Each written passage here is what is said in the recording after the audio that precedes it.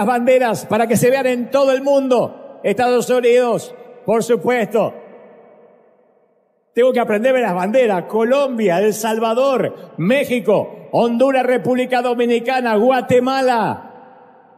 Si me ponen el nombre me ayuda mucho, pues no me las puedo aprender a todos, pero todos aquí, reunidos en este sitio cosmopolita, ecléctico, la diáspora. Todo el mundo está aquí, que ese aplauso no afloje. Europa, Asia, África, América, Oceanía, recibiendo en vivo. Qué lindo, las banderas representadas de cada país. Porque no somos solo una nación, aquí hay muchas naciones representadas, además de los que nacieron en la Unión Americana, en este sitio, hay muchos de otros países. ¿No vi la bandera argentina? Qué feito, qué feo. Ah, no, ahí está.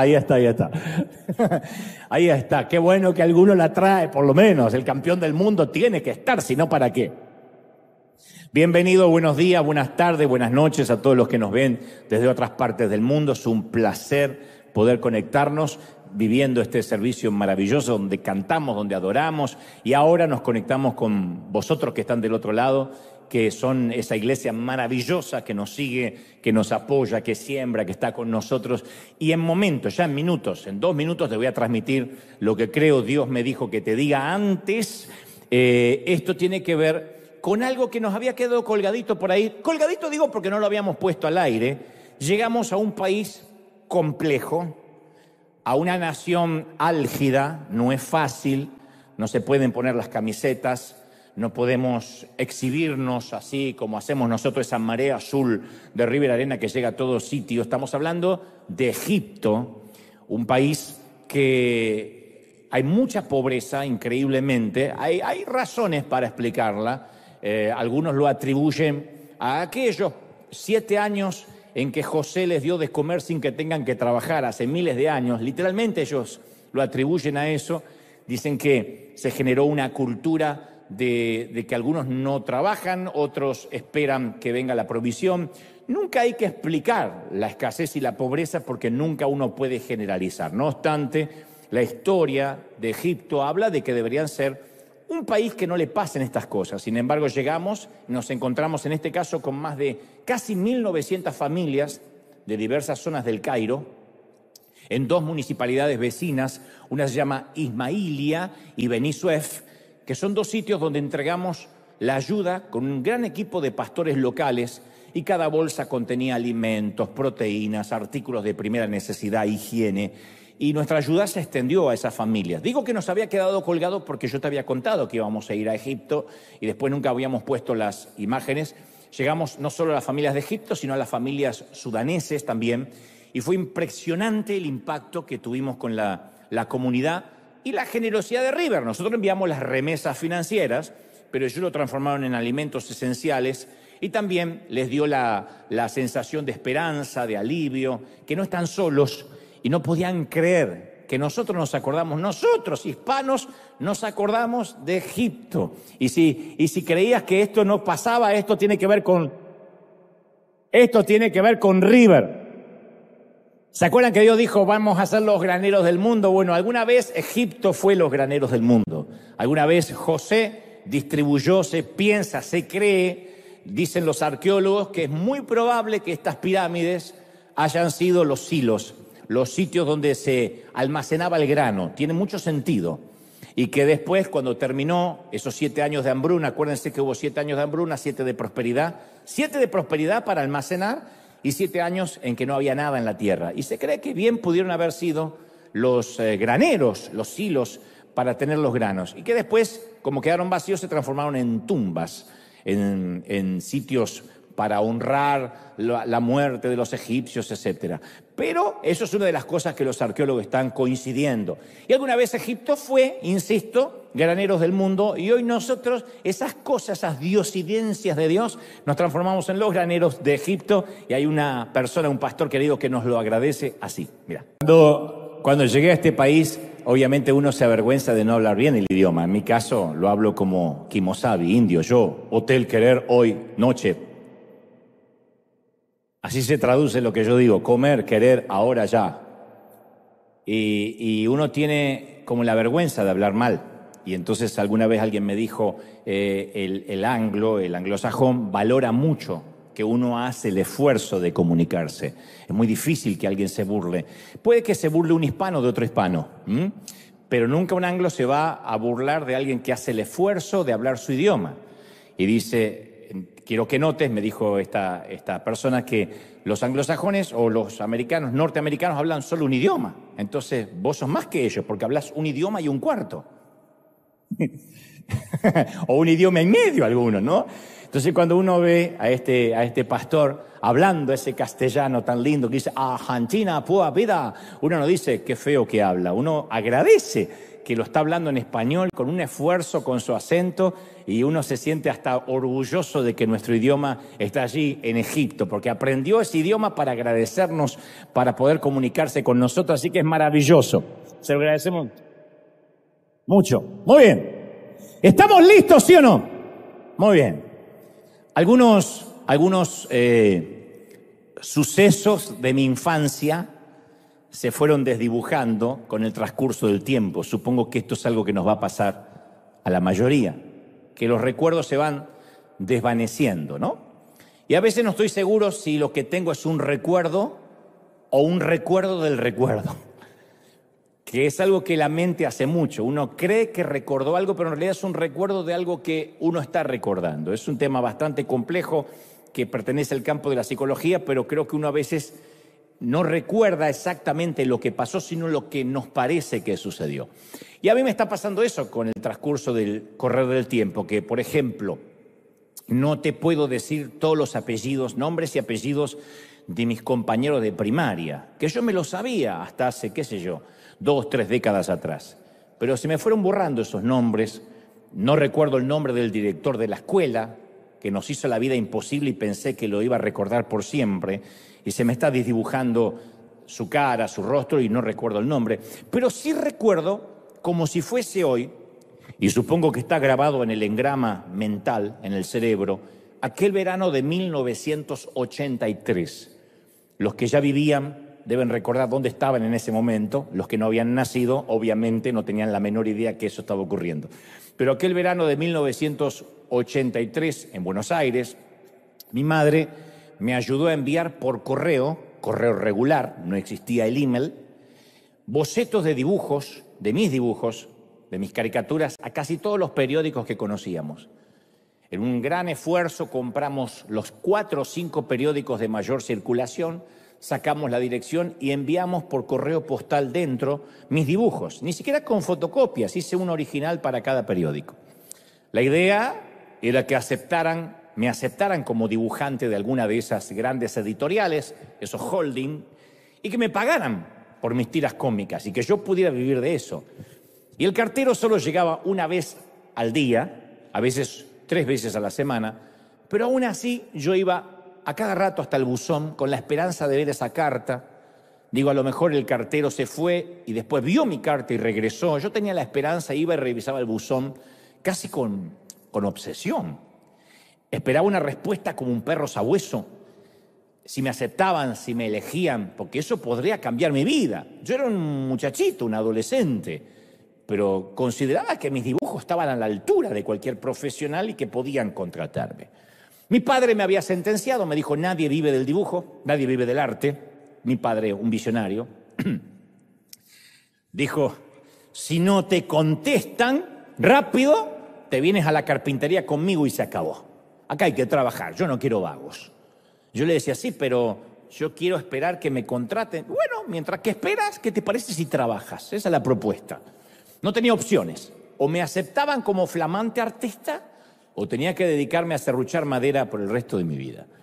Y seguramente sabes lo que se siente y de lo que te estoy hablando, aunque no hayas tenido que ver con el dibujo o con la carpintería.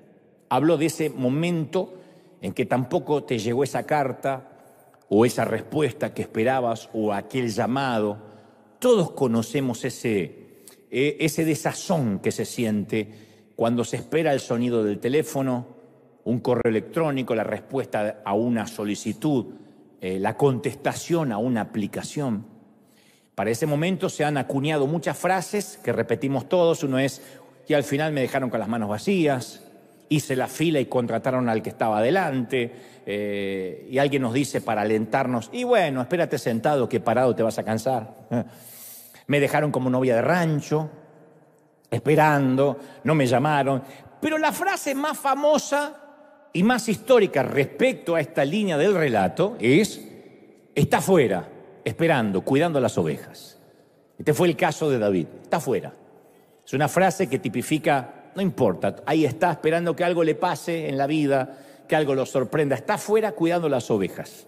Esa fue la frase, y es hasta la fecha la frase que tipifica la desazón de sentirse excluido, que no te llaman, que no te convocan. Pero antes de contarte la historia, que yo sé que la mayoría quizá conoce, tengo que hacerte un poquitito de historia para meternos en contexto, en tiempo y en espacio. El año 1000 antes de Cristo era una época muy mala para las tribus de Israel. El libro de Jueces 21:15 retrata esos tiempos con una frase que hiela la sangre, que preocuparía a cualquier nación. La frase es: en aquella época no había rey en Israel y cada uno hacía lo que se le placía. Ese era el resumen de la ciudadanía de Israel. No había rey, obviamente no había presidente democrático, porque no era una república, así que cada uno hacía lo que se le antojaba. Hemos aprendido que un mal presidente, un mal rey, puede causar serios problemas, pero la anarquía es peor que eso. Cuando no hay una cabeza, cuando una nación está acéfala, eso nunca va a engendrar nada bueno. La gente en Israel, para salvar ese enorme barco que se estaba hundiendo llamado Israel, exigió tener un rey. Querían tener un rey como el resto de las naciones. Resulta que la elección de la gente resultó ser fatal, un error garrafal, porque en poco tiempo ese rey, que se llamaba Saúl, se había convertido en un dictador hegemónico, ya no escuchaba a Dios, se transformó en un maníaco, en un petulante, ególatra, y hasta, la Biblia narra, endemoniado, que consultaba con brujas. Ya no era el rey que solía ser. Como si fuera poco, además de tener un rey que estaba endemoniado y loco, Israel tenía la oposición de los filisteos, que no era el partido contrario, como hoy podría ocurrir en cualquier país.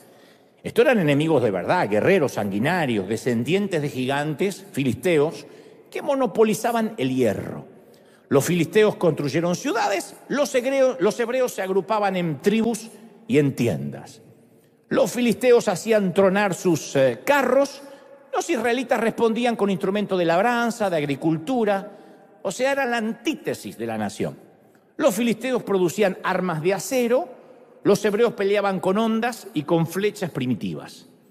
Y Primera de Samuel 13:22 relata: así que ninguno de los soldados israelitas tenía espada o lanza, excepto Saúl y Jonatán. O sea, cuando Hollywood retrata las películas de Israel en los inicios contra los filisteos, se equivoca en colocar a un ejército israelita armado, porque no había espadas, no tenían armas. Armaban cuchillos con labranza, con rastrillos, con cosas que les servían para la agricultura, pero no tenían armas porque los filisteos eran los dueños del hierro, lo habían monopolizado. A excepción de Saúl y su hijo Jonatán, nadie tenía espadas en Israel. Entonces la nación estaba debilitada. Para los ojos de Dios, Saúl ya no era el rey. Y entonces el Señor, en ese contexto político álgido, complejo, le dice a Samuel, que era su profeta, le dice: ¿cuánto tiempo vas a llorisquear por Saúl? Yo ya lo rechacé como rey de Israel. Tiene corona, pero para mí ya no es el rey, dice Dios. Llena de aceite tu cuerno y ponte en camino. Voy a enviarte a un sitio llamado Belén, a la casa de un tal Isaí, que es un granjero, porque me he escogido como nuevo rey a uno de sus hijos. Dios le da una orden atípica al profeta. Este ya no es el rey. Está en el trono, tiene corona, pero esa corona es para que le llueva y le moje la cabeza, nada más. Porque yo no lo considero rey. Entonces, con esa orden, Samuel, el profeta, baja por las antiguas laderas de Israel, por un sendero que conduce a Belén, con una asignación específica. Y está muy nervioso, está cargado de adrenalina y ansiedad porque es peligroso designar a un rey cuando Israel ya tiene a uno. No es que se murió Saúl y está buscando un rey. El tipo todavía está en el trono. Y este va a designar a otro rey por orden de Dios. Belén, el sitio donde Dios lo está mandando a Samuel a ungir al nuevo rey. Belén es una aldea acurrucada en la falda de la montaña, a unos 10 kilómetros al sur de Jerusalén, 600 metros sobre el Mediterráneo, con desoladas tierras de pastoreo. Los granjeros de Belén no están acostumbrados a las visitas, notan que se acerca el visitante, Samuel, el profeta. Samuel entra en la villa, comienza el murmullo del pueblo, porque siempre hay chismosos en los pueblos. Las señoras que salen en camisón a barrer las hojas de otoño miran y comentan. Generalmente uno las reconoce porque la escoba está doblada de tanto apoyarse para charlar. No es que vuelan con la escoba, esos, si además son suegras, pero acá no, estas son vecinas. Los profetas no suelen visitar Belén. Belén no es una ciudad turística. Pero el profeta, pide una audiencia, por orden de Dios, con un granjero local llamado Isaí, y le solicita que por orden de Dios tiene que hacer un chequeo, un checklist de sus hijos. Y entonces comienza algo así como la primera edición histórica de American Idol. La primera, donde cada uno de los hijos tiene que pasar ante un jurado, en el cual está Samuel obviamente, y tiene que mostrar de qué está hecho, cuáles son sus talentos. Isaí, el mayor, el padre, Isaí hace desfilar a sus hijos ante Samuel uno a la vez y trae al mayor, a Eliab.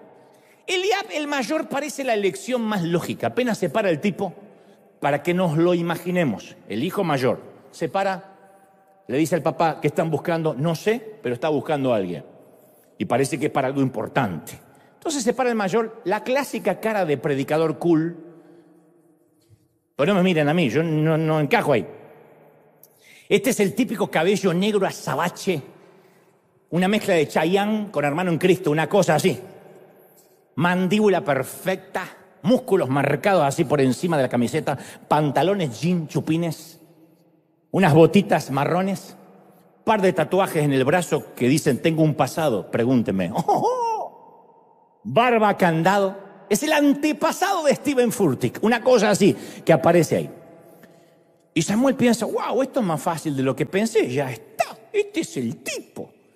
Pero Dios dice, hombre equivocado. Entonces aparece el segundo, Abinadab. Abinadab ingresa como concursante número 2.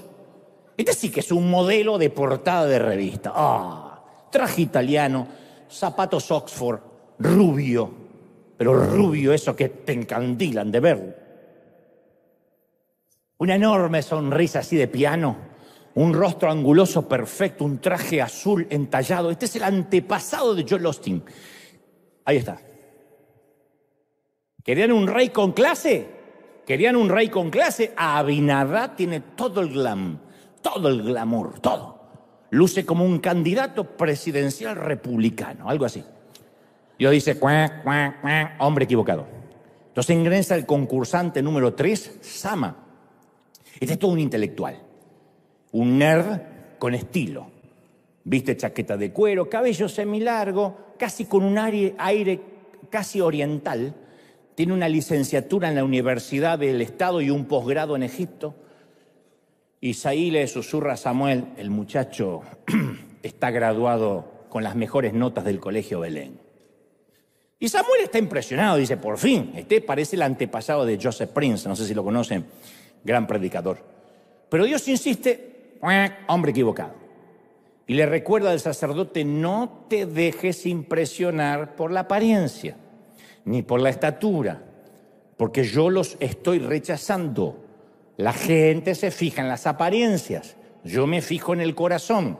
No estás buscando correctamente, yo estoy buscando un corazón y vos estás buscando lo que se ve de afuera. Vos estás buscando lo que se luce y yo estoy buscando corazón. Desfilan 7 hijos, trae los 7. Ninguno califica, son todos bonitos, carilindos, ninguno califica. Y Samuel siente que vino por venir, que está perdiendo el tiempo. Entonces se le ocurre hacer una pregunta casi inocente. Esa es pregunta retórica, no espera una respuesta. Pero, qué sé yo, nada se pierde con preguntar. Y le dice, sepa disculpar, don Isaí. De casualidad no tiene un hijo más, ¿no? Sí. Y casi como el descuido, con cierta desidia, Isaí responde, sí, queda el más chiquito, que está cuidando el rebaño. Está allá afuera, el más pequeño, el muchacho. ¿Y por qué está afuera? Porque lo ponemos donde no cause problemas. Y ahí es donde David ingresa por primera vez a nuestra historia. Es la primera vez que sabremos de él. Es la primera vez que la humanidad sabrá de él. Por ahora es el muchacho que va al buzón todos los días esperando una respuesta, que espera el llamado telefónico, la respuesta a la aplicación. Por ahora es el muchacho que el padre olvidó contar. Pero las Escrituras le van a dedicar 66 capítulos a su vida. No hay otro personaje en la Biblia que tenga tantos capítulos dedicados a su vida. 66 capítulos le dedicará a la Biblia. El Nuevo Testamento lo va a mencionar 59 veces, más que a cualquier otro. Este chavito, que no pudo aplicar para el desfile ante Samuel, para estar en el American Idol o en el Israel Idol, fundará y habitará la ciudad más importante del mundo, Jerusalén. Es más, al propio Hijo de Dios, a Jesucristo, lo van a llamar el Hijo de David. No le dirán el Hijo de Moisés, el Hijo de Abraham, le dirán el Hijo de David, Hijo de David, como una muestra de honor, de honra a su antepasado. A este niño, que todavía no lo incluyen en las reuniones familiares, lo van a llamar rey, guerrero, trovador, mata gigantes. Y es exactamente en este punto donde la mayoría nos identificamos con este muchacho. Porque todos caminamos por ese césped de la exclusión, el pasto de las laderas del olvido, del ninguneo. Todos tenemos esa historia para contar. Si escargo un poquito, yo estoy seguro que la mayoría me va a decir, sí, alguna vez a mí me ningunearon, me mostraron indiferencia. Me dejaron a un costado, tal vez no en una reunión familiar, pero sí en una invitación, en una aplicación, en este país por no saber el idioma, etc.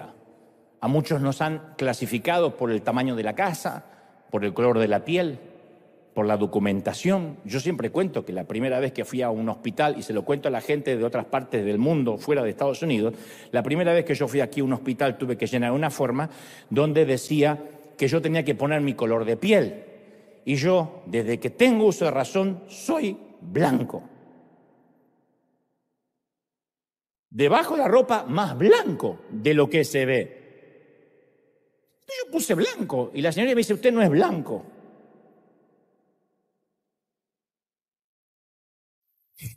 ¿Qué pasó? Usted es hispano blanco. No. Blanco soy yo, me dice. Y era color café la gringa. Digo, señorita, ¿estamos hablando de colores? Yo me sentí discriminado. Primera vez que me dijeron que no era blanco. Y otros se han sentido discriminados por la marca del auto, la etiqueta de la ropa, la cantidad de diplomas, el cuerpo perfecto o no. Duele cuando el jefe elige el escote o las piernas por sobre el carácter y sobre el talento. Duele muchísimo cuando la maestra elige al estudiante que tiene las cuotas del colegio al día por encima de los más aplicados. Cuando los pastores eligen a sus propios hijos en una muestra de claro nepotismo por encima de los que realmente son llamados. Duele cuando los padres muestran a sus hijos más avanzados por Instagram, pero ocultan a los menos iluminados, ¿no?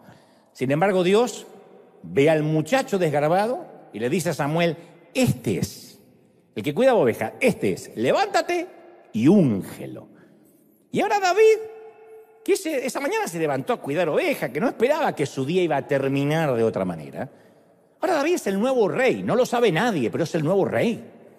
Y es el elegido por Dios, tampoco lo sabe nadie, a excepción de sus hermanos y sus padres que deben pensar, esto es un chiste. Pero ahora es el nuevo rey, es el nuevo elegido, es el nuevo ungido. Dudo que el padre haya creído que era el ungido. El padre les habrá dicho a los demás muchachos, a los hermanos de David, me parece que este Samuel ya no está bien, deberían cambiar los profetas y jubilarlos a determinada edad, porque mirá quién vino a elegir. Y los demás todos vestidos con traje, papá, y nosotros no. Lo siento. I'm so sorry. Quizá ustedes no son blancos. Y este es el otro punto del cual muchos nos podemos identificar. Sabemos que Dios nos eligió. Hay mucha gente acá que dice, yo sé que hay un propósito para conmigo. Hay gente del otro lado que dice, yo sé que tengo la certeza de que Dios me sacó del césped del olvido, que tiene un gran plan para mí. Hay gente que dice, yo sé que hay un gran plan, que hay algo más que congregarme, que ver el mensaje vía YouTube. Tenemos la unción, tenemos el llamado, pero nos falta la validación, nos falta el reconocimiento, pero no el reconocimiento del aplauso humano. Hablo la validación incluso de que Dios nos llamó. Tenemos la unción, pero nos falta la validación. Recibimos el aceite, pero todavía no tenemos la identidad. Hay mucha gente que me escribe y me dice, yo sé que hay algo grande para conmigo. No hablemos solo de ministerio, de empresas, de emprender una compañía, de lo que sea, pero dicen, todavía no está la confirmación. Le dicen confirmación. Yo prefiero llamarle validación. La seguridad de que Dios nos llamó. Porque entre esa unción que llega hasta que se cumple, hay un mar de dudas. ¿Será que me pareció? ¿Será que fue real? Tenemos el llamado, sí, pero todavía no está activado. Como esas tarjetas de crédito que llegan con un sticker que dice llame a tal teléfono para que la tarjeta se active. Entonces hay muchos que tienen el llamado de Dios, el propósito, pero no está activado. No llamaron a ningún sitio todavía y entonces nunca usaron ese crédito que Dios les dio. Así que luego que Samuel vaciara su cuerno de aceite sobre David, todo siguió igual para David. Él continuó cuidando el rebaño, ves que desde ese día se fue a la universidad del reino. Él se fue y siguió, dijo, bueno, si esto es todo, se limpió el aceite y se fue con las ovejas. Hasta que un buen día, esta historia empieza a hacerse cada vez más conocida, deja su actividad con las ovejas a pedido de su papá para entregar pan y queso a sus hermanos que están en el frente de batalla. Sus hermanos son soldados, han sido enlistados en la infantería hebrea. El único que no fue enlistado, porque siempre está afuera cuidando ovejas, es David. Le dice, muchacho, lleva unas viandas para tus hermanos. Y fue entonces que David, cuando se mete en el campamento de los hebreos, por primera vez ve a la bestia. El monstruo mide 2,97 metros, casi 3 metros. Eso es el doble de lo que yo mido. Carga 72 kilos de armadura. Gruñe como Godzilla o King Kong. Mide 50 centímetros de cuello. 142 centímetros de cintura. Y alguno pensó que estaba gordito. 100. Eso es mucho. Y en ese preciso momento, el muchachito olvidado por su propio padre, no convocado a las reuniones familiares, escucha al rufián desafiar a Israel. El grandulón dice, yo desafío hoy al ejército de Israel. Ya sé, se parece a la voz de Rudy Gracia, pero es el rufián. Elijan a un hombre que pelee cuerpo a cuerpo conmigo. Él y una multitud de filisteos han convertido la mitad de ese valle en un bosque de lanzas, de jabalinas, una banda de rufianes con pañuelos en sus cabezas y olores corporales feos. Y en ese preciso momento en que David se da cuenta del desafío del rufián, es que también llega su momento. Él entiende, o no sé si lo entiende, pero lo que está ocurriendo es que luego de la primera unción de Samuel, esta quizás sea la más importante para su vida, digo para David. La unción de la validación está por llegar, la unción de la identidad. Insisto con esto, cuando hablo de unción no hablo de un encuentro epifánico, místico. Hablo del primer llamado, de ese sentir que todos tenemos. Convengamos que quizá nadie vino a volcar un cuerno de aceite sobre nosotros, pero sí sentimos en una reunión en una vigilia, en un momento de oración, en un momento de adoración privada, que Dios nos pedía algo más en la vida. Y sentíamos que teníamos esa asignación de parte de Dios, insisto, excepto que nadie lo sabe. Entonces esa primera unción, ese primer llamado por lo general llega inesperadamente. Uno no hace nada para recibirlo.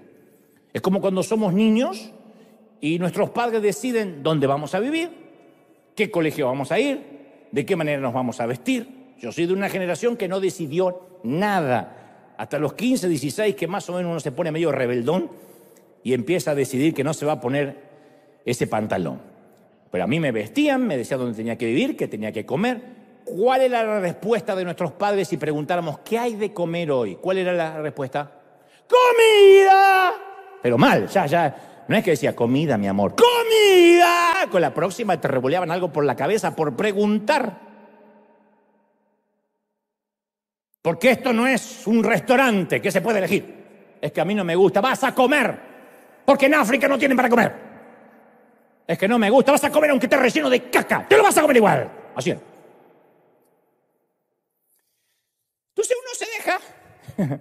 Se ve que alguna probó. Entonces, la comida de la mamá, sí. Uno deja que los padres decidan. Llega un momento en que todo depende de nosotros, ya no deciden los padres.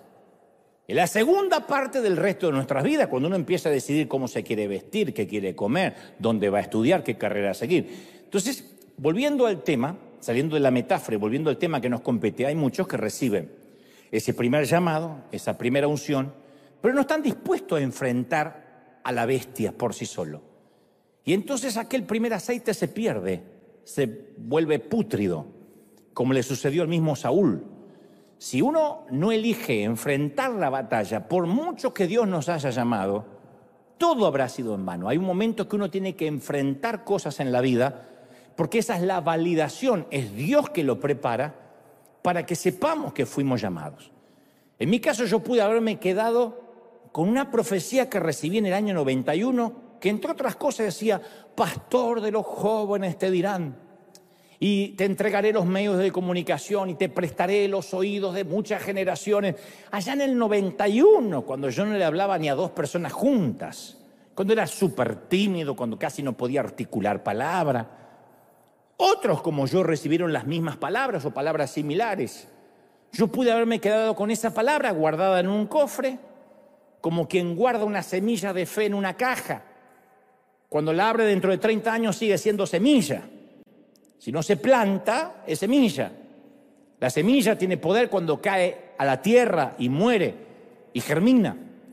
La palabra que nos dan puede ser muy bonita, pero hay un momento que puede quedar en un lindo papel como una hermosa promesa o cumplirse. Esa palabra que yo recibí en el año 91 fue el cuerno que cayó sobre mi cabeza, el cuerno de aceite donde el Señor me dijo, yo te elegí. No hice nada para buscarlo. Dios sabe que yo no estaba en búsqueda de una palabra, pero Dios me sacó, como a David, del césped de la exclusión. Un muchacho del sur, un muchacho de allá, de lo último de la tierra, sin posibilidades de nada, sin estudios secundarios, sin estudios universitarios. Dios dice, aquel. Yo creo que Dios, no me estoy comparando con David, pero creo que Dios también fue a mi casa en Billinghurst, en Buenos Aires, y le dijo a mi papá, ¿tiene hijos para ungir? Y mi papá llevó a mis 3 hermanos.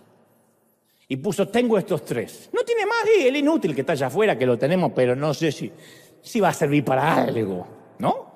Eso vino. Yo no lo esperé. Pero después tuve que rentar un estadio con 24 años de edad, sin dinero, sin recursos, sin apoyo, con vientos en contra, sin experiencia. Eso es lo que yo llamo la unción de la bestia. La validación de la primera palabra profética. El examen práctico después de todos los exámenes orales. Bueno, ahora viene la práctica. Hasta cuando uno aprende, va a sacarse la licencia de conducir. Primero uno rinde el examen oral, qué significa esta señal, no doble, no, frene, pare, cuidado, chinito. Y después uno hace el examen práctico, ¿o no? Entonces, en algún momento todos nos enfrentamos a la bestia. Esa cosa, ¿qué es la bestia? Esa cosa que acecha en nuestro valle privado. Nuestra bestia no lleva espada, no lleva escudo, pero sacude a veces la hoja del desempleo, del abandono, del abuso sexual, de la depresión. Nuestro gigante no desfila por las colinas de Ela, pero presume su altura en nuestro hogar, en el dormitorio, en la oficina.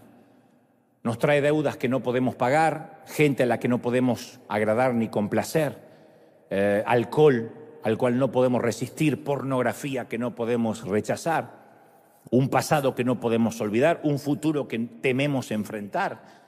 Todos tenemos un gigante que aún después de esa unción y ese llamado de Dios tenemos que enfrentar. Es el bramido de nuestro Goliat.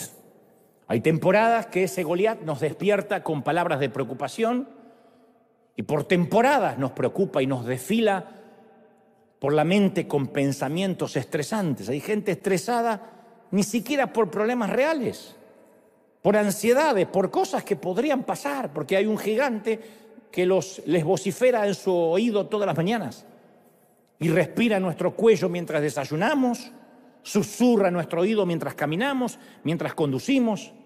Primer pensamiento matutino, última preocupación de la noche. Nuestro Goliat regula nuestro estado de ánimo. Un gigante al que no podemos vencer, que acecha privadamente y que cada mañana está allí al costado de la cama y cada noche antes de irnos a dormir. Y ese tipo de bestias todavía recorren nuestro mundo. Hay deuda, desastres, peligro, engaño, enfermedad, depresión, lo que sea.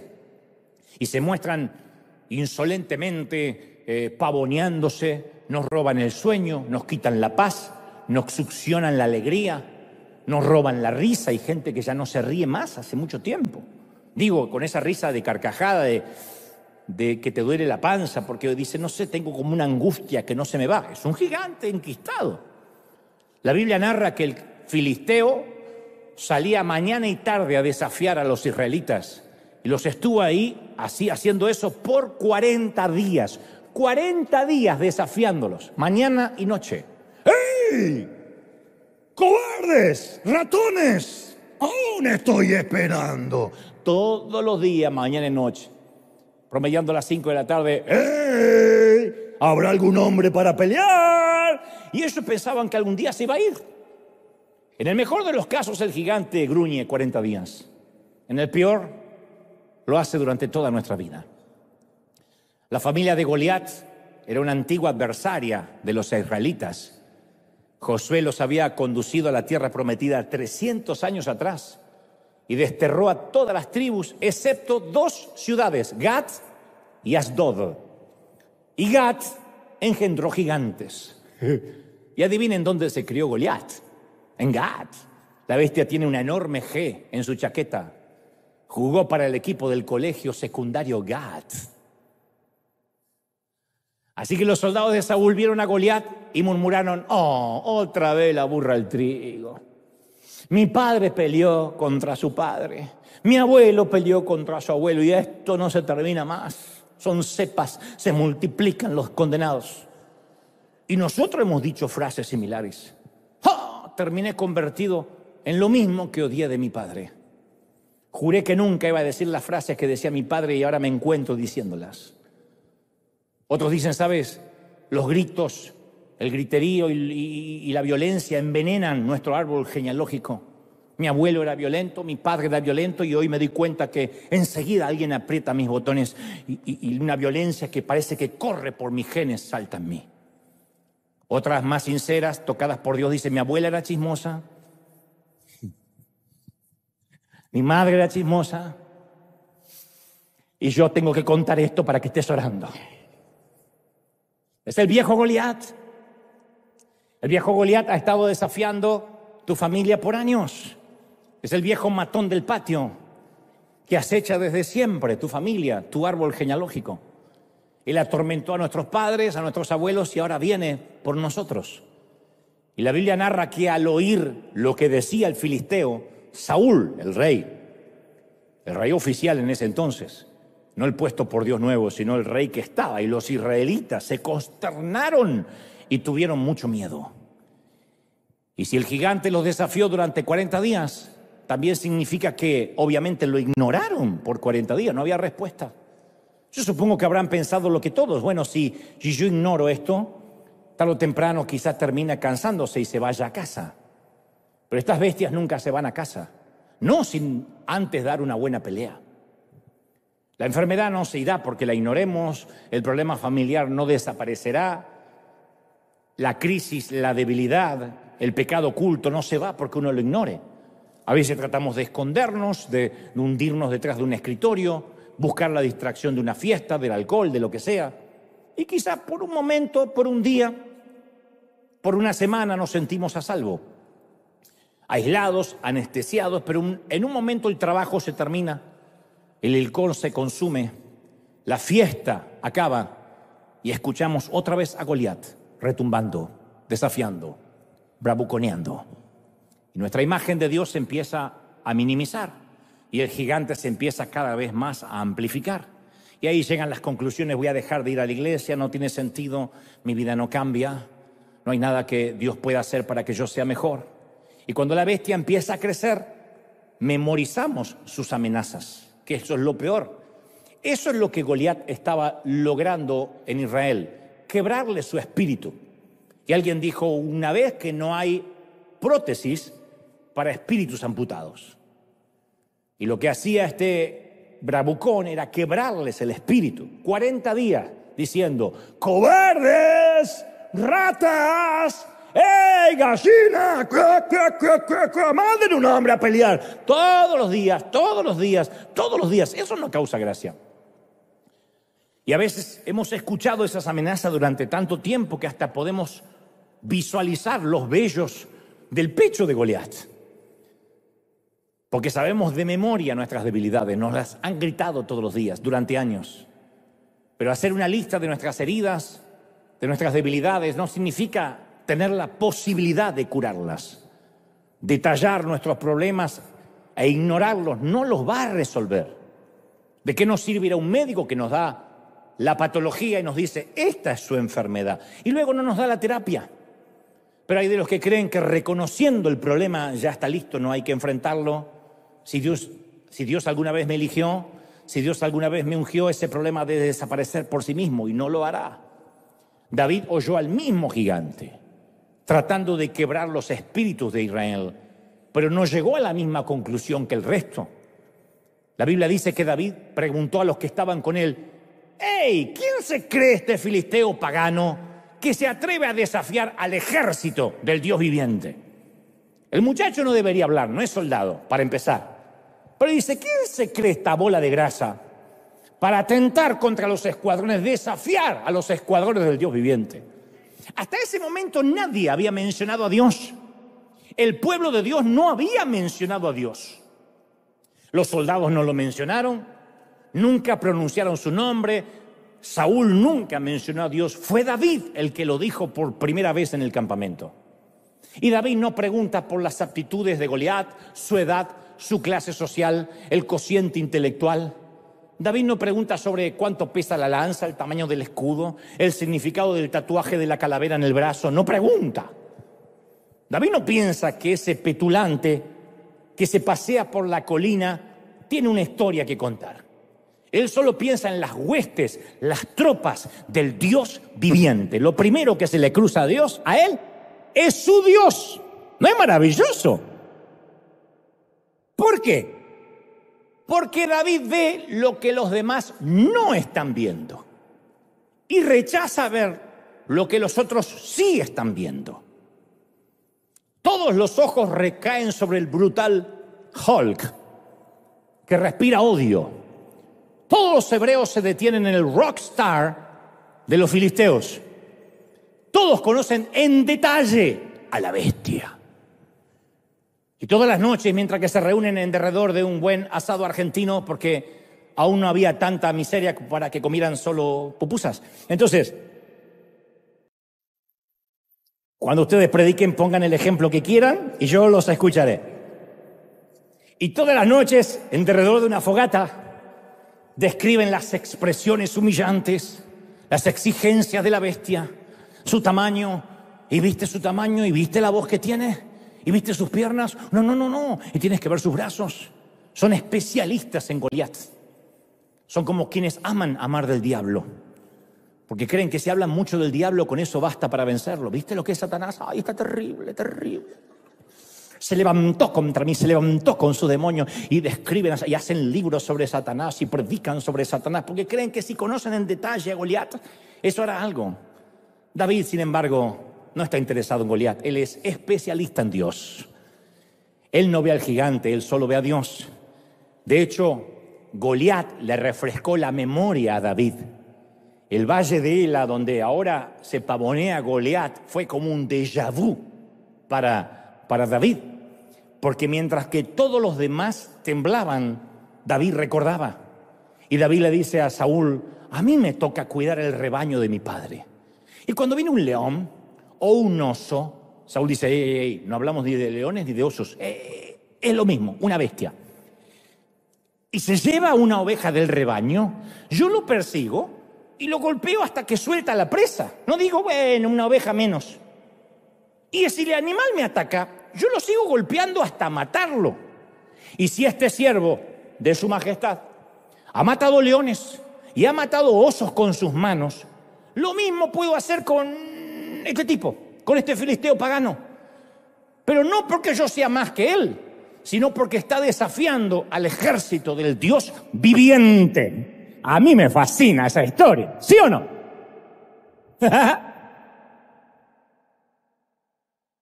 Leones y osos. La buena memoria hace a los héroes. La mala hace a los cobardes. Tenemos que hacer un listado de los triunfos de Dios. Cada vez que un gigante viene, un gigante nuevo, reapareció el cáncer, parece que revivió aquel problema que creíamos resuelto, una nueva deuda, una nueva carta del IRS, una suegra que dice: pasaré una semana con ustedes. Y uno empieza a decir: ¡otro gigante! Pero ahí es cuando uno tiene que escribir las preocupaciones en la arena y tallar las victorias del ayer en la piedra. Toda la Biblia, desde Génesis hasta Apocalipsis, el Señor dice: recuerda, recuerda, recuerda, y no porque es nostálgico. Él no necesita obligarse a recordar, pero le dijo a Israel: recuerda de dónde te saqué, recuerda que te di pan en el desierto, recuerda que nunca te dejé. Tú cambias, tú fluctúas, tú eres ciclotímico, tú tienes desfases hormonales. Yo, Dios, soy el mismo ayer, hoy y por los siglos. Yo no cambio. ¿Lo creen, sí o no? Pero hay algo que me fascina más. Son los términos militares que usó David, aunque el tipo nunca fue soldado de infantería. Esta es la manera que David se expresa en menos de una hora. Yo creo que fue en media hora, pero si uno lee correlativamente las escrituras, vamos a ver que David dice, primero, las huestes, las tropas del Dios viviente. Luego dice, el Señor de los ejércitos, el Dios de las huestes de Israel. Luego aclara y dice, el Señor, le dice al gigante, te entregará en mis manos y toda la tierra sabrá que hay un Dios de los ejércitos. El Señor dará la victoria sin espada ni lanza, porque esta batalla, le dice al rey Saúl, esta guerra es del Señor y Él los entregará en nuestras manos. Yo cuento al menos 9 referencias a Dios. Las menciones a Dios de David superan a las de Goliat 9-2. ¿Cómo se compara esta proporción con nuestra forma de hablar? ¿Consideramos el poder de Dios al menos 4 veces más, para parecernos a David, al menos 4 veces más que lo que consideramos nuestros problemas? Nuestra lista de bendiciones es 4 veces más larga que nuestra lista de peticiones. Nuestra lista de agradecimientos es 4 veces más larga que la lista de peticiones. Nuestro archivo mental de agradecimiento por las veces que Dios nos libró es 4 veces más grueso que nuestro archivo mental de quejas. Porque si uno recuerda de dónde Dios nos sacó y cómo Dios nos bendijo, uno va a concluir en lo mismo que David. Así como me libró ya una vez de osos y leones, me liberará de este. Son siempre las mismas bestias, con 2 patas, con 4, con 8, son siempre las mismas bestias y Dios sigue estando en el trono. ¿Lo creemos? ¿Sí o no? ¡Aleluya! Pero volvamos a nuestro muchacho. Conoces la historia. David se hinca cerca del arroyo y busca algunas piedras, la clase de piedras lisas que se pueden apilar cuidadosamente en la bolsa de un pastor, y Goliat mira fijamente hacia abajo desde la ladera. Solo la incredulidad le reprime la carcajada. Lo mira y dice, ¿de verdad? ¡Ja! Esperó 40 días por un hombre y sale un adolescente. Lo llama esmirriado. Lo llama renacuajo. ¿De verdad? Casi es un insulto para la bestia que manden a ese. Le dice, ¿soy acaso un perro para que vengas a atacarme con palos? Y toda la muchachada. En este rincón del cuadrilátero, David, flaco y esquelético. En este otro rincón, voluminoso y bruto, Goliat. La bicicleta atacando a un camión de 18 ruedas. El perro caniche atacando al dogo alemán. ¿Vieron los perritos cuando...? ¿Vieron esos enfrentamientos del caniche y el Rottweiler?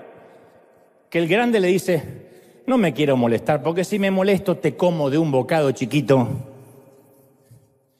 ¿Qué posibilidades tiene David contra el gigante? ¿Quién le apuesta a David?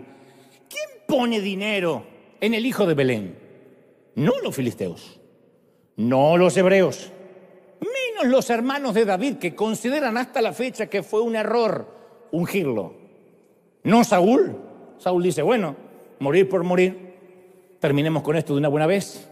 Quizá el gigante aplaste a esta cucaracha, se vaya mañana y todos tengamos paz. Pero Dios sí apuesta por él. Y escucha cuidadosamente el grito de guerra de David.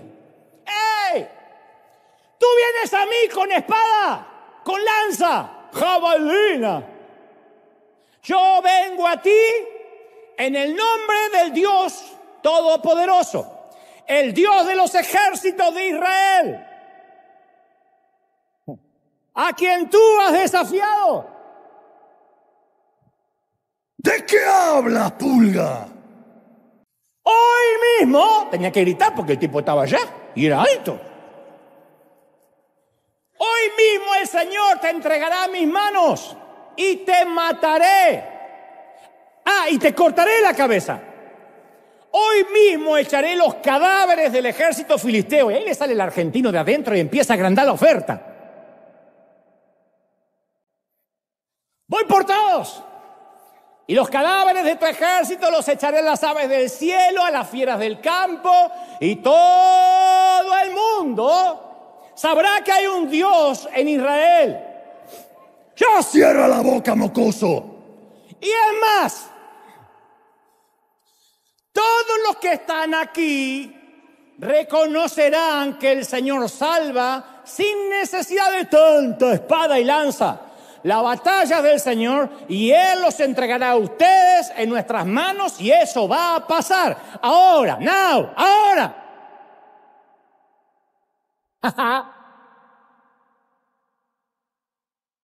Y me gusta el detalle, los ejércitos de Israel. David, creo que fue el primer argentino de la historia. Él habla de los ejércitos. ¿Ejércitos? Apenas hay un ejército y está temblando. David habla de los ejércitos de Israel. Hay uno. Hay un solo ejército y ninguno quiere pelear. ¿Qué son los ejércitos? David sabe que están los aliados del cielo. Él ve un pelotón de ángeles, una infantería de santos, las armas del viento, las fuerzas de la tierra. David sabe que si a Dios se le antoja, puede enviar granizo como lo hizo con Moisés, derrumbar paredes como lo hizo con Josué, provocar truenos como lo hizo con Samuel. Así que David mira al ejército de Israel, pero mira a los otros aliados. Entonces David se apura, corre hacia la línea de batalla para hacerle frente al gigante. Los hermanos de David se cubren los ojos por temor y por vergüenza. Saúl retiene la respiración, como ese último penal de Argentina a Francia. Mientras el joven hebreo corre hacia una muerte segura. Saúl dice, al menos ganaremos tiempo. Goliat echa su cabeza hacia atrás, riendo. Suficiente como para que el casco se le levante y exponga la frente. David localiza el objetivo, mide las coordenadas y el sonido del remolino de la onda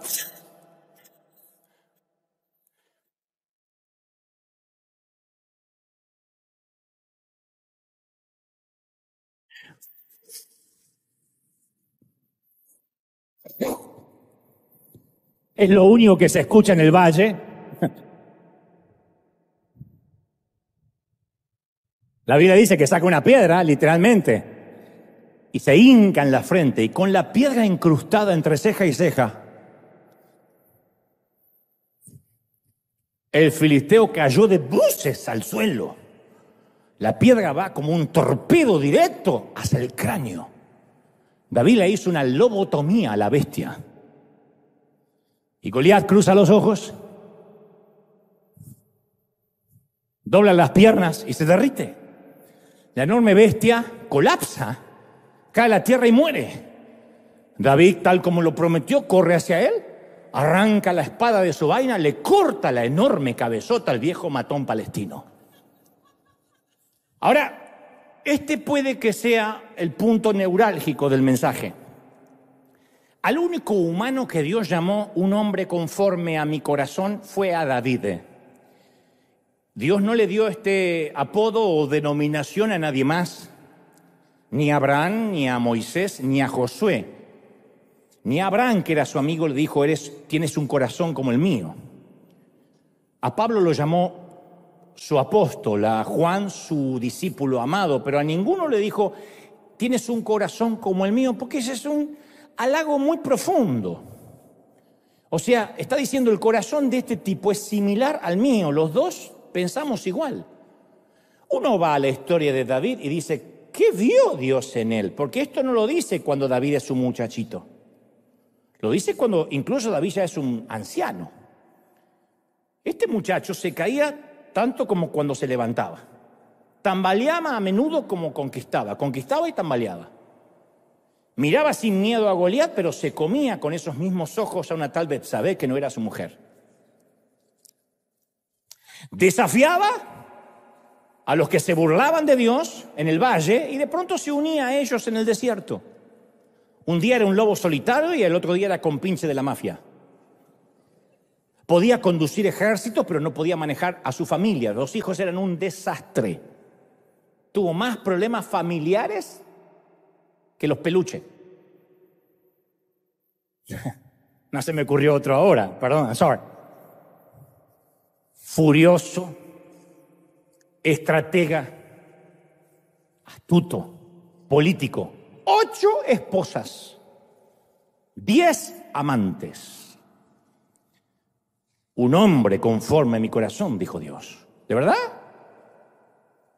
Lo que Dios haya visto en él nos da esperanza a todos nosotros.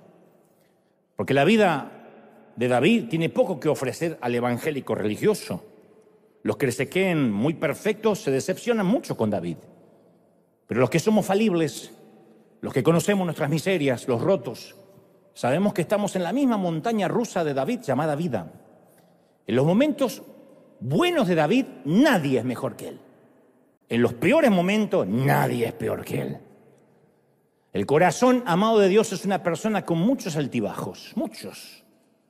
Pero hubo al menos una actitud de David que se mantuvo el resto de la vida, pero que comenzó desde que era un muchachito, que le hizo ganarse el título de un hombre conforme al corazón de Dios. Porque ya siendo grande, lo único que le importa a él es traer el arca del pacto, que tipifica la perfecta voluntad, la presencia de Dios, traerla de regreso a Sión, a Jerusalén. Él siempre honró a Dios. Pero eso no lo aprendió de grande, sino que de chiquito, él siempre preservó celosamente la reputación de Dios. No le importaba a él quedar mal. Él no estaba pendiente de cuidar su testimonio, si tenía una armadura, si lucía bien. Nadie se iba a atrever a difamar a su Señor. El primer combate de David contra la bestia fue por este motivo. Todo el mundo tiene que saber que hay Dios en Israel. Y los que están aquí reconocerán que el Señor no necesita ni espada ni lanza. Y la batalla es del Señor y nadie desafía al Señor. Eso agradó a Dios. David vio en Goliat una oportunidad para que Dios se glorificara. ¿Sabía que iba a salir vivo de la batalla? No. Pero estaba deseoso incluso de dar su vida por la reputación de Dios. Pero, aunque sea uno de ustedes, salga a pelear. Y casi sin saberlo estaba recibiendo la unción de la bestia. Aquella que se cosecha únicamente en el campo de batalla y no detrás de un escritorio y mucho menos en el aula de un seminario bíblico. Nuestro llamado y asignación es definido por nuestro gigante, siempre. Nuestro mayor gigante siempre va a definirnos, siempre. Podemos elegir dedicar nuestra vida a pequeños problemas como cómo me voy a comprar la casa, puedo cambiar el auto, cuándo me van a dejar predicar, ojalá que pueda cambiar el celular. O podemos consagrarnos a un gigante más grande. Nuestra identidad se define por el problema al cual enfrentamos. Las personas que tienen una vida pequeña, pigmea, tienen problemas chiquitos. Cómo hacer que un vecino molesto no deje la basura en la puerta de su garage, cómo hacer para que el hijito no deje un tiradero en la habitación, cómo lograr que las arrugas se me noten menos, cómo lidiar con los compañeros de trabajo, cómo lucir más joven, cómo lograr más seguidores en las redes. Esos son los problemas de la gente pequeña. Algunos son tan pequeños que se meten en redes ajenas para opinar de la vida ajena. Pero las personas con mentes pequeñas se ocupan de cosas pequeñas. Pelean contra pigmeos en su pequeño mundo liliputense de Gulliver. Las personas con grandeza de mente se ocupan de los gigantes que desafían a los escuadrones del Dios viviente. Cómo ponerle fin a la pobreza extrema, cómo detener la trata de personas, cómo ayudar a los niños en riesgo para que reciban educación, cómo alcanzar más personas para Cristo. Necesitamos un gigante digno de nuestra vida, uno que valide la primera unción, aquel primer llamado. La vida se trata de enfrentar gigantes, eso es la vida. Vive lo suficiente y enfrentarás tu gigante. Siempre que Dios pone la vista en alguien, y caramba que acá la ha puesto en todos, nos va a llamar a enfrentar a un gigante. El crecimiento es la habilidad de enfrentarlos, no de evitarlos. La habilidad de hacerle frente a monstruos cada vez más grandes. A veces desearíamos preguntarnos unos a otros, ¿tienes un gigante digno de tu vida? ¿A qué bestia te dedicas a decapitar por el resto de tu vida? ¿Qué bestia? Las personas que seguimos a Jesús nos hacemos esa pregunta, Señor, para encarar, ¿qué gigante te gustaría usarme? ¿Qué tipo de gigante quisieras que derribe? Los seguidores de Jesús aceptamos los gigantes con toda intención, son parte de nuestro llamado. Cuando alguien pregunta, ¿cuál es la voluntad de Dios para mi vida? En realidad se está preguntando, ¿a qué tipos de gigantes me voy a tener que enfrentar el resto de mi vida? Porque una de las cosas que confirma nuestro llamado es cuando algo nos enoja, cuando nos conmueve el corazón, cuando cada uno de nosotros es la respuesta a un problema, sí o sí, si no, no hubiésemos nacido. Dios no te hubiese traído a la tierra sin un propósito, aunque te dijeron que eras un accidente o una noche de descuido del viejo. Dios te trajo con un propósito. Y cuando algo nos enardece, nos hierve la sangre, y uno dice, puede ser, ¿cómo que este grandulón se atreve a desafiar a los ejércitos de Dios? Alguien tiene que hacer algo, che. Esa es la validación del llamado. Yo te conté que Bill Hybels, un gran predicador, llama eso el momento Popeye. Deben recordar a Popeye el marino, algunos. Popeye el marino soy... ¿Se acuerdan? Que tenía una novia flaca llamada Olivia y él comía espinaca para ponerse fuerte. Y en cada episodio había un momento donde el gigante Brutus le quería robar la novia y Popeye se enfadaba, se comía la lata de espinaca y adquiría una fuerza sobrenatural. Todos tenemos una temporada Popeye, donde decimos no aguanto más, no que te roben la novia necesariamente, pero no aguanto más. Donde algo supera el umbral del dolor, cruza la frontera de lo que podemos resistir. Donde algo nos molesta hasta los huesos y decimos, pero che, hay que hacer algo. O cuando decimos, yo me aguanto cualquier cosa menos esa. Esa cruzó mi frontera. Todos vivimos episodios traumáticos para que tengamos un momento Popeye, donde desarrollamos músculos espirituales en ciertas áreas. Por eso insisto, ¿qué gigante te quita el sueño o te abruma? ¿Qué te enfurece? ¿Qué te enoja? ¿Qué enciende tu motor? Hablo de esos botones que Dios sabe apretar en nosotros y nos produce una carga, un llamado a hacer algo. Tengo que hacer algo ya. Eso que nos enoja no es una debilidad, es un don. Eso que te molesta hace tiempo es un don, no es una debilidad. Porque revela tu asignación, revela tu propósito. En la Biblia, todos los que fueron llamados tuvieron que atravesar la unción de la bestia, todos. Moisés no soporta que los israelitas estén bajo la esclavitud y Dios le dice, ven y dile a la bestia del faraón que los deje salir. Nehemías no puede dormir porque se entera que Jerusalén está en ruinas y Dios dice, ve y reconstruye la bestialidad de esos muros. Esther no soporta que el pueblo de Dios está a punto de vivir un genocidio y Dios le dice, ve a rescatar a ese pueblo de las bestias. Pablo no soporta que los gentiles no escuchen de Dios y Dios dice, ve y quita las almas de las garras de la bestia de Satanás. David no soporta que Goliat se burla del pueblo de Dios y Dios le dice, ve y enfrenta a la bestia. Todos tenemos que enfrentarlo. ¿Es duro? Sí, pero todos tenemos que enfrentarlo. Bestias que van pasando a través de la vida. Yo era chiquitito y no soportaba la falta de excelencia en la iglesia. Era algo que me enojaba. Éramos una iglesia humilde, pobre, no teníamos nada. Pero yo decía, ¿por qué hay que afinar los instrumentos cuando está la gente ahí? ¿Por qué pasa alguien y dice, yo no sé por qué estoy diciendo esto, vamos a leer a ver qué me sale? Yo decía, ¿por qué no se preparan de chiquito? Y ese fue mi primer gigante, el que yo dije, yo tengo que, algún día, si Dios me da el privilegio, al menos no hacer de la ignorancia una virtud e ir por la excelencia. Ese fue el primer gigante. Y después vinieron otros.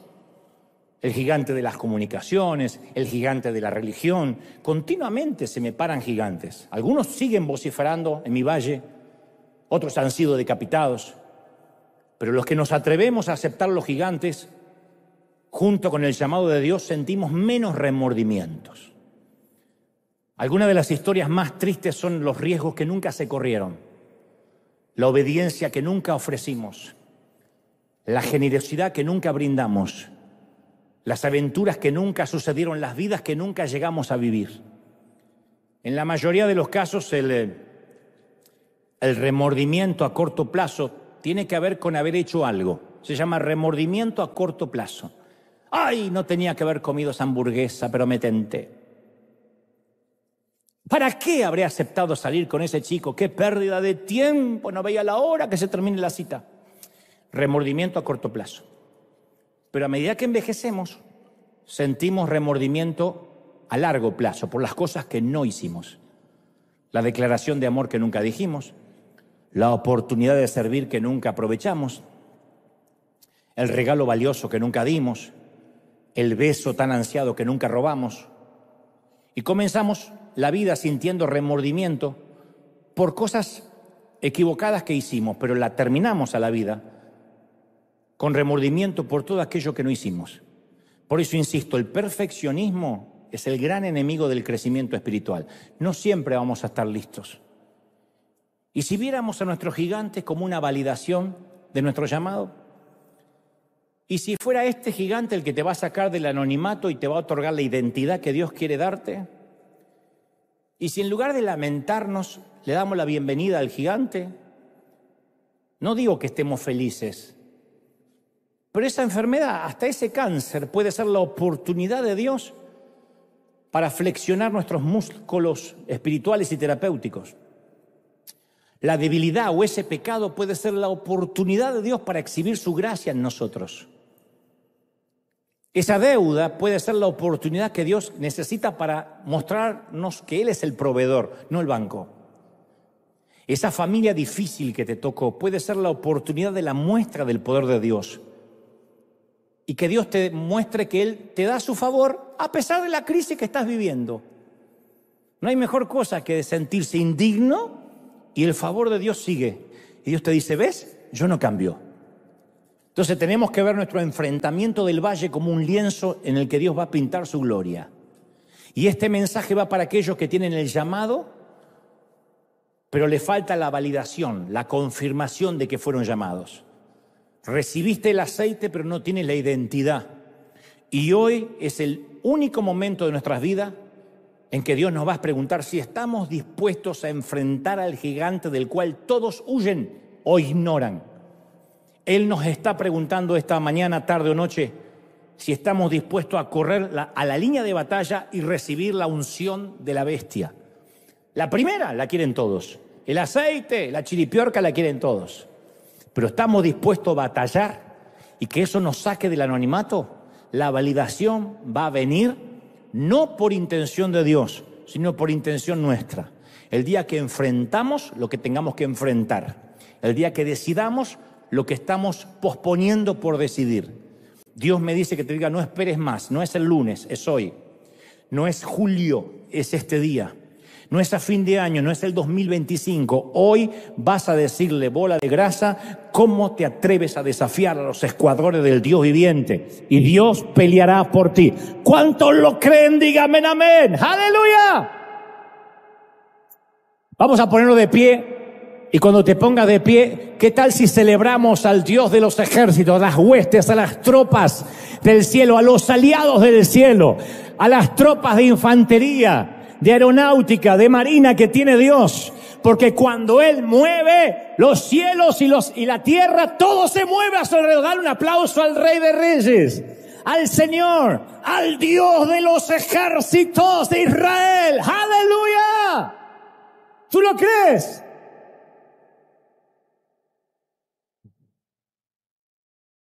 Y después uno se acostumbra, termino con esto, uno se acostumbra y ya no quiere pelear con gigantes. No, dije mal la palabra, no es se acostumbra, uno se acomoda.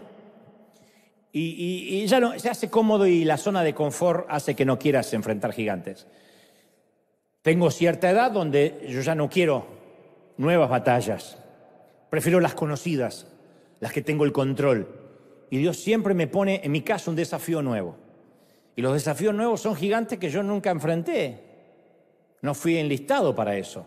Y Dios me dice, pero yo sigo siendo el mismo Dios. El gigante es más grande, es diferente, pero sigo siendo el mismo Dios. Y hasta ahora, con todos mis errores, que los tengo, y virtudes, le he dicho al Señor, donde tú me quieras, yo estaré. Donde tú me asignes, eso es lo que haré. Y no tengo miedo al que dirá, ni a los otros evangélicos, ni a los religiosos, porque entiendo que cuando un gigante se para y vocifera contra el pueblo de Dios, Dios espera que alguien se ponga en la línea de fuego y pelee por la reputación de Dios. Y que diga, voy a demostrar de que hay Dios en Israel y que Él no pelea con lanza, con espada y con jabalina. ¿Tú lo crees? ¿De verdad lo estás creyendo? Levanta tu mano y vamos a adorar. Padre, levanta tu mano del cielo y del Señor, recibo esta palabra ahora.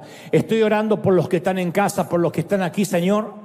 Acabo de transmitir lo que creo me has dicho que diga. Y yo estoy recibiendo esta palabra también. Sea el gigante que sea, enfrentamos el gigante del entretenimiento, de la política corrupta, enfrentamos el gigante de los sindicatos, enfrentamos el gigante de los dictadores, enfrentamos los gigantes de la apología a las drogas, el gigante de la delincuencia, el gigante de la inclusión mal explicada o mal entendida. Enfrentamos los gigantes que se están levantando en toda América Latina y el resto del mundo. Señor, henos aquí. Señor, envíanos.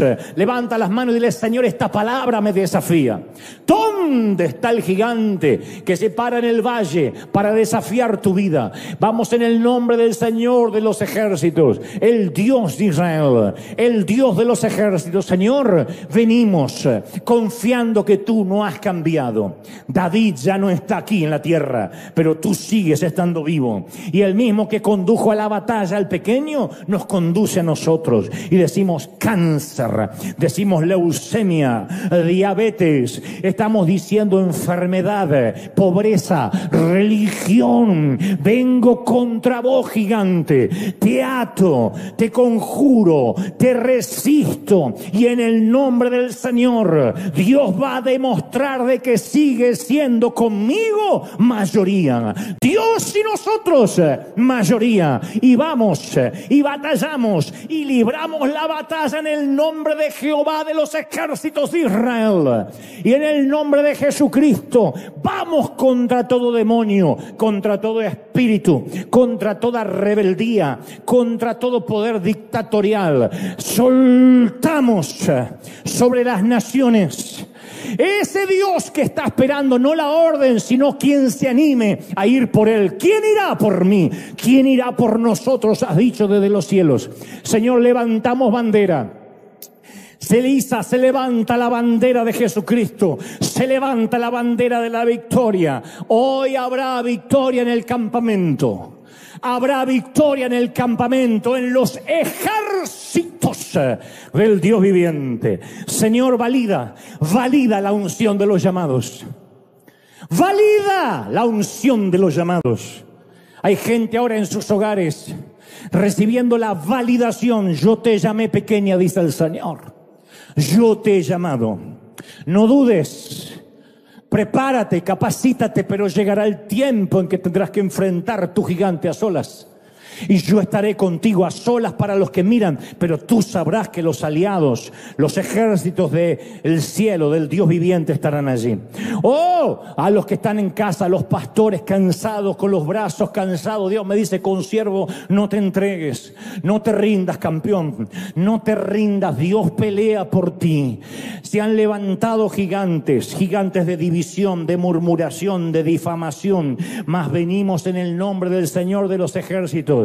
Y la onda está girando ahora y va a ser clavada en la frente de Satanás, en la frente de la bestia, en la frente de Goliat. Y eso nos ungirá, y eso nos llevará a una nueva dimensión. Padre, tu gloria, tu presencia, tu unción sopla hoy sobre nosotros. Padre, he declarado esta palabra sobre niños, jóvenes, ancianos y adultos. Multiplica, séllala, bendícelos en el cuerpo, en el alma y en el espíritu. Iglesia amada, te bendigo en tu entrada, en tu salida. Te bendigo en tu acostarte y en tu levantarte. Bendigo en tu salida, en tu entrada, en tus horas de trabajo, en tus horas de descanso. Te bendigo, congregación, para que veas la gloria y la bendición de Dios en todas las cosas. Para que Dios abra las ventanas de los cielos y derrame su gloria sobre ti, tus hijos y tus nietos. Seas bendecido en todas las áreas y no termine junio sin que los cielos se abran y veas a los aliados del cielo peleando contigo. Lo creo, lo declaro. En tu nombre decimos amén, amén y amén. Sea hecho. Seamos benditos y prósperos. Dios te bendiga. Ese aplauso al Rey de Reyes. A Él sea la gloria y el imperio por los siglos de los siglos. Chao, gente. Firme como talón de oso. Bendecido. Chao.